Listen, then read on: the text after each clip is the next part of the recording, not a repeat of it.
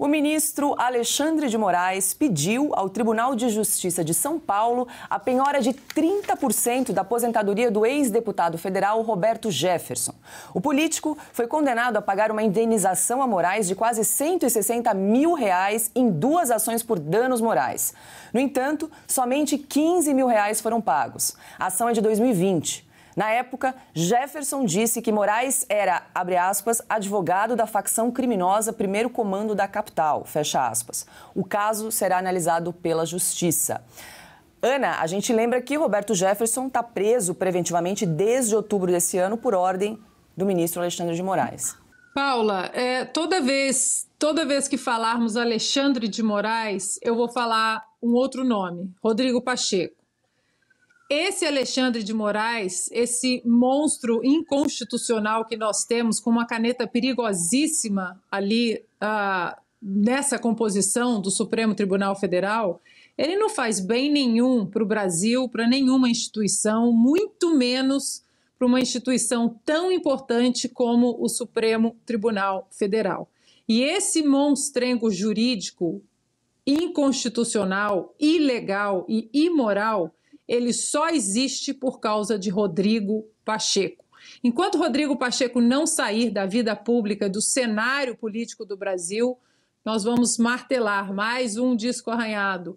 Isso só acontece, esse estado de exceção que o Brasil está vivendo, só está sendo possível por causa de Rodrigo Pacheco, que poderia ter freado lá atrás. Não foi o Cajuru que colocou um processo de impeachment com milhões de assinaturas no debate ali na mesa do senhor Rodrigo Pacheco o ano passado? Agora está votando com a turma que voltou, que quer voltar de vez à cena do crime.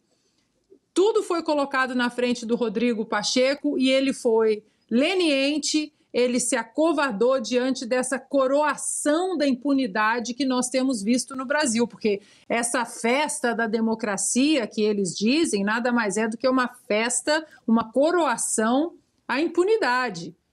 Como a Bárbara muito bem disse na comissão do Senado, traficantes soltos porque o sistema não seguiu o devido processo acusatório, o devido processo legal.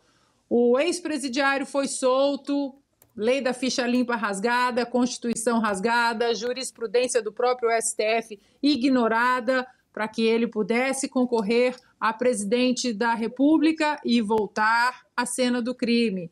Enquanto o brasileiro trabalha de sol a sol, agro, chamado de fascista, o brasileiro que trabalha de sol a sol não tem os mesmos direitos que traficantes, que corruptos condenados em 3 instâncias. Então, isso tudo só foi possível, né? Os absurdos dos últimos 2 anos só foram possíveis, as inconstitucionalidades só foram possíveis porque um homem que deveria proteger nossa Constituição e o Brasil, Rodrigo Pacheco, se acovardou e não protegeu a nação. Esse homem precisa ser expulso, expurgado do cenário político do Brasil. E aí, Augusto? Olha, o Alexandre de Moraes, ele ou esqueceu o que escreveu ou nunca escreveu o que foi publicado, sempre em parceria com alguém que sabe muito mais. Não é preciso muita coisa aí para saber bem mais do que o Alexandre de Moraes. Mas assinaram ali em parceria coisas como o seguinte: os livros dele ensinam, e a qualquer porteiro de faculdade de Direito, nenhum desrespeito aos porteiros, mas eles não precisam assistir aulas. E, no entanto, eles sabem que salário não pode ser penhorado. Ponto 1. Segundo, multa de R$160 mil só pode ser aplicado por quem come lagosta e desfruta de vinhos premiados por nossa conta, né? Com o dinheiro dos pagadores de impostos, como fazem os ministros do Supremo, sobretudo o Alexandre de Moraes. Olha as quantias que para eles são normais. Terceiro, não existe processo legal, nem inquérito, legal se não houver a denúncia do Ministério Público. No caso, além de não ter havido a denúncia, o Ministério Público pediu o arquivamento do inquérito do fim do mundo. O Alexandre de Moraes cinicamente mudou o nome do inquérito e prosseguiu. E, finalmente, Roberto Jefferson não pode ser réu no Supremo, nem pode ser indiciado em inquérito, porque não dispõe de foro especial. Portanto, não pode ser réu, não pode ser julgado pelo Supremo e, muito menos, pode ser vítima de decisões arbitrárias e monocráticas, né, do superministro Alexandre de Moraes. Isso sim deveria dar cadeia. E aí, Fiuza, lembrando que o Roberto Jefferson foi condenado em 2 ações por danos morais, porque chegou a dizer que Moraes era advogado do PCC, primeiro comando da capital. O Alexandre de Moraes ele montou um repertório, né, de vítimas dele, né, ele elencou alguns alvos, né, para serem objeto da sua maldade, para expor, para ostentar a sua maldade, a sua perversidade. Então, ele procurou alguns alvos caricatos, né, que essa imprensa falida e moribunda possa usar para dizer o Alexandre de Moraes é a muralha da democracia contra o fascismo imaginário, esses absurdos, né, que a gente tem visto sancionando os abusos do Alexandre de Moraes. Então, ele fez essa coleção aí de alvos, né, para exibir a sua crueldade. O problema é assim, então eu passaria um pouco do alvo Roberto Jefferson para o alvo Bárbara de Stefani, que nós vimos, né, no momento em que o Congresso teve um lampejo de retorno ao direito, não por causa da presidência do Senado, nem da presidência da Câmara, mas por iniciativa do senador Eduardo Girão, do Ceará, uma audiência histórica que misteriosamente sumiu do mapa até daqueles que se elegeram aí criticando o STF. Eu não vi o Sérgio Moro, por exemplo, né, senador eleito, apoiou o Bolsonaro, né, dizendo que o Lula, voltou a dizer que o Lula é o fim da picada, esse tipo de coisa.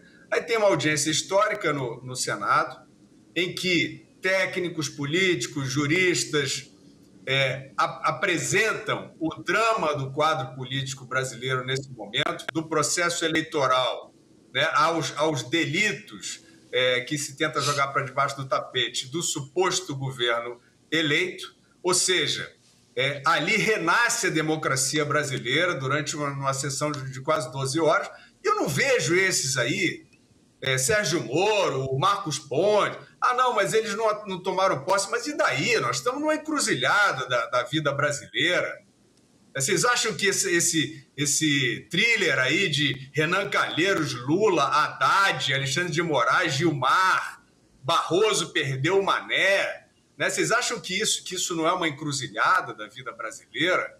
É claro que é. E a parte saudável que existe está nas ruas, as manifestações de rua, e esteve nessa sessão do Congresso. Nessa sessão do Senado, a dona de casa, né, youtuber Bárbara de Stefani, Bárbara Te Atualizei, fez um pronunciamento dramático, que se o Brasil continuar sendo uma nação, né, se o Brasil quiser talvez voltar a ser uma nação, pelo que nós temos visto aí nas últimas semanas, parece ter desistido, vamos ver se volta, isso aí tem que ser um símbolo da nação brasileira, sem querer criar heróis, sem querer amplificar ninguém. Mas ela foi lá dizer, implorar ao Congresso pelos direitos de cidadã. Eu ia falar direitos políticos, não é direitos políticos, ela é uma cidadã comum, né? Uma dona de casa, volto a dizer, né? Que tem seus direitos solapados e ela implora para que tenha acesso aos seus processos, ou seja, que seja respeitado o processo legal no seu caso. ela é uma vítima do Alexandre de Moraes. Ela é uma pessoa comum, de bem, honesta, em dia com as suas contas, com a justiça, e foi transformada em meliante, né, pelo Alexandre de Moraes, por essa conduta estranha que nós vemos no Supremo, inscrita nesses inquéritos, cujos autos ela não tem acesso, e ela é estigmatizada como uma miliciana digital, uma coisa assim. Ou seja, um atentado à cidadania de uma pessoa, absolutamente abusivo, né? É um show de horror, né? É uma exibição de crueldade. Então, é claro, o que nós vimos no Senado anteontem, no dia 30, tem que ser o ponto de virada. E aí nós vemos, quer dizer, o Rodrigo Pacheco, de fato, é uma anedota ambulante, né, como aquele que sancionou esses abusos todos, mas hoje em dia a gente vê que é o Congresso, né, o Congresso todo, porque o Rodrigo Pacheco, assim, a vida dele foi mansa em relação aos pares dele, né, se ele estava, como estava, né, embarreirando, né, se ele estava absolutamente embargando o trâmite institucional para a revisão dos abusos do Supremo. Ora, o Senado tinha que ter pelo menos meia dúzia ali em cima dele, no bom sentido, pressionando, gritando, apontando todos os dias, de assim outro também. Nós não vimos isso. Nós vimos um ou outro de estar ali, pô, não dá, mas não dá porque o Pacheco senta em cima, etc. e tal. Então a gente vê, é o Congresso Nacional assumindo o papel de cúmplice desses abusos do STF, e evidentemente que essa situação já é absolutamente caricata, já é absolutamente marginal, ela não tem nada mais a ver com o exercício de democracia, e é claro que ninguém tem mais esperança, né, da recondução dos processos legais, da legalidade, do direito, na mão dessas pessoas, porque elas mostraram, né? Elas mostraram que elas não querem a lei, elas querem uma PEC, um pacote que lhes dê poderes absolutos, como já fizeram na eleição. Isso não é uma projeção aqui, não. Já mostraram, já fizeram ensaio na eleição. A gente vai censurar, sim. A gente vai criar uma medida excepcionalíssima para censura, sim, na eleição, para uma pessoa poder censurar. Isso passou. Então, se o Brasil compactuar com isso, o Brasil acabou. Não tem meia palavra para isso. O Brasil acabou se ele compactuar com isso, com esses que estão lá encastelados, dizendo que quem manda são eles, reabilitando o Lula depois de todos os seus crimes. E é claro que a Bárbara será, né, eu desviei um pouco do Roberto Jefferson, que é uma figura mais polêmica, né, com passagens políticas mais polêmicas e crimes também cometidos e confessados por ele, para mostrar uma pessoa que todo mundo viu, né? Estou repetindo só, porque parece que o pessoal está meio cego, para mostrar uma cidadã comum, né, que está sendo arrepiada, né, aviltada pelo Estado através de poucas pessoas, e isso não pode ser. Esse lugar onde acontece isso com uma pessoa assim, que vai suplicar ao Senado, né, pelo cumprimento dos seus direitos, isso aí não é país nem democracia. Ainda sobre esse assunto, rapidinho, a Ana recuperou um tweet do PT de 2016. Dá para a gente projetar na tela? Vamos lá. Hashtag ministro golpista. Alexandre de Moraes advogou para o PCC e maquiou dados de letalidade policial. Esse é um tweet de 17 de maio de 2016. Quer comentar rapidinho, Ana? Rapidamente, Paula. O tweet, claro, foi apagado, mas no tweet tinha um link para um artigo, né, que direcionava ali para um texto que também foi apagado, né, no site do PT. E ali naquele texto, né, tudo já salvo em arquivo, o PT afirmava que, entre outras coisas, Moraes tinha atuado como advogado em 123 processos em favor da Transcooper, aquela empresa, né, que teria sido citada em uma investigação que apurava a formação de quadrilha e lavagem de dinheiro do PCC. Né? O partido também afirmava nesse artigo, Paula, que, como secretário de Segurança Pública de São Paulo, o ministro Alexandre de Moraes teria estado à frente de operações truculentas da Polícia Militar Paulista, conhecida por sua violência e mortes arbitrárias. Mas claro que, de repente, o Alexandre de Moraes virou aí o melhor amigo do PT. O PT apagou isso aí? Apagou. Apagou, tudo apagado. Isso se chama obstrução de justiça e ocultação de provas. Tá aí. Isso não pode, isso aí dá cadeia também. O PT faz... Entre os crimes do PT, esse aí figura entre os menores, né? Ocultação de prova, obstrução de justiça, só que dá punição. O Alexandre de Moraes, que inventou o flagrante perpétuo, vai perder essa chance? Isso é crime. Vai nessa, ministro.